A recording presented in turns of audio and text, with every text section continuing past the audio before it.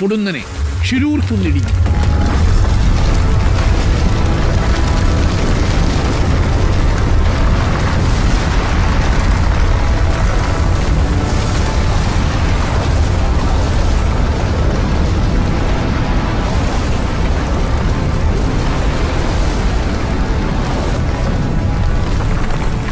ഉത്തര കന്നഡ ജില്ലയിലെ അങ്കോള താലൂക്കിലെ ഷിരൂർ ഗ്രാമത്തിലൂടെ കടന്നുപോകുന്ന പൻവേൽ കന്യാകുമാരി ദേശീയപാത.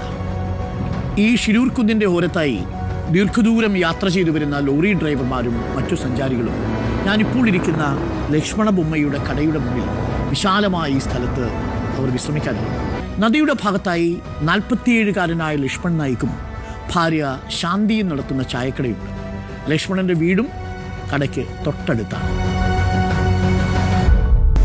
ജൂലൈ 16-ാം തീയതി ചൊവ്വാഴ്ച 3:50 അർജുൻ ഞാനിപ്പോൾ നിൽക്കുന്ന ഈ സ്ഥലത്ത് ലക്ഷ്മണയ്യയുടെ ചായക്കടയുടെ തൊട്ടു മുന്നിൽ വിശാലമായൊരു പാർക്കിംഗ് സ്പേസിലെത്തി. അവിടെ കിടന്നുറങ്ങുന്നു. 5:30 സുഹൃത്ത് വന്ന് വിളിക്കുന്നു. അപ്പോഴും സുഖനിദ്രയിലാണ്. ചില്ലുകളെല്ലാം പൊക്കിയിട്ട് ഭാരത് ബെൻസിന്റെ ലോറിയിലാണ് കിടന്നുറക്കം. അർജുനെ അവസാനമായി കണ്ട ലോറി ഡ്രൈവറും ഈശ്വരമംഗലം സ്വദേശിയായ സവാദ് പറയുന്നത് 5:30-ക്കും അർജുനെ അവിടെ സ്പോട്ട് ചെയ്തു എന്നാണ്. ഇവരൊരുമിച്ചാണ് ബൊൽഗാവിയിലെ രാംനഗറിൽ നിന്ന് ലോഡെടുത്ത് യാത്ര തുടങ്ങിയത്. മഴ പെയ്യുന്നത് കാരണം അതു പറയാനാണ് സവാദ് ലോറി നിർത്തി അർജുനെ വിളിച്ചത്. അപ്പോൾ സമയം പുലർച്ചെ 5:30. 3:50-നെത്തി ഉറങ്ങാൻ കിടന്ന് അർജുൻ ഗാഠനിദ്രയിലാണ്ടിരുന്നു. ലോറിയിൽ മുൻഭാഗം എല്ലാ ചില്ലുകളും പൂട്ടി സുഖനിദ്രയിലായിരുന്നു അർജുൻ. സവാദിന്റെ വിളി കേട്ടില്ല.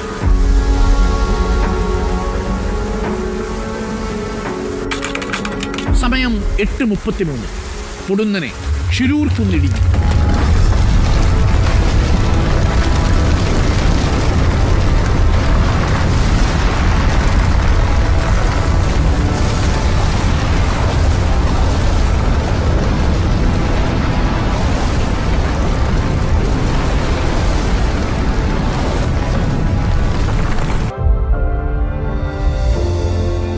അർജുൻ ഏറ്റവും ഒടുവിൽ വീട്ടിലേക്ക് ഫോൺ വഴി ബന്ധപ്പെട്ടത് ചൊവ്വാഴ്ച പുലർച്ചെയാണ്.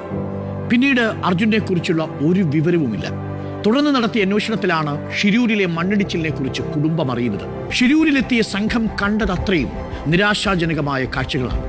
ഒരു പോലീസ് ജീപ്പും ഒരു മണ്ണുമാന്തി യന്ത്രവും മാത്രമാണ് സംഭവ സ്ഥലത്തുള്ളത്. തിരച്ചിൽ എന്നത് വെറും പ്രഹസനം മാത്രം. എത്ര പേർ മണ്ണിനടിയിൽപ്പെട്ടെന്നോ എത്ര വാഹനങ്ങളുണ്ടെന്നോ ഒരു കണക്കുമില്ല. ദേശീയപാതയിലെ ഗതാഗതം പുനഃസ്ഥാപിക്കാനുള്ള തിടുക്കമാണ് അധികൃതർക്കെന്ന് തോന്നിയ രീതിയിലാണ് ആദ്യം മണ്ണെടുപ്പ് നടക്കുന്നത്. പലതവണ പോലീസ് സ്റ്റേഷനുകളിൽ കയറിയിറങ്ങി. അങ്കോള പോലീസ് സ്റ്റേഷനിൽ നിന്ന് ഒരു തരത്തിലുള്ള സഹകരണവും സഹായവും തുടക്കത്തിൽ ലഭിച്ചില്ല. മറ്റു മാധ്യമങ്ങളിലും വിഷയം റിപ്പോർട്ട് ചെയ്യുന്നു. അപ്പോഴേക്കും മണ്ണിടിച്ചിലുണ്ടായി 3-ാം ദിവസം എത്തിയിട്ടുണ്ടായിരുന്നു. ആദ്യത്തെ ഗോൾഡൻ ഓപ്പർച്യൂണിറ്റി നഷ്ടപ്പെടുത്തി കഴിഞ്ഞു. രക്ഷാപ്രവർത്തനത്തിന്റെ സുവർണ മണിക്കൂറുകൾ നഷ്ടപ്പെടുത്തിയതിന്റെ നിരാശയിലാണ് കുടുംബം. ആദ്യത്തെ ഗോൾഡൻ ഓപ്പർച്യൂണിറ്റി, ആദ്യത്തെ 3 ദിവസം തീർച്ചയായും ജില്ലാ ഭരണകൂടം അത് നഷ്ടപ്പെടുത്തി കഴിഞ്ഞിരുന്നു. ഓർമ്മിപ്പിക്കുന്നു, അർജുൻ ഒറ്റപ്പെട്ട ഒരു ദുരന്തമേ അല്ല എന്നുള്ളതാണ്. ആ സാധ്യതകൾ ഇനിയും ആവർത്തിച്ചേക്കാം.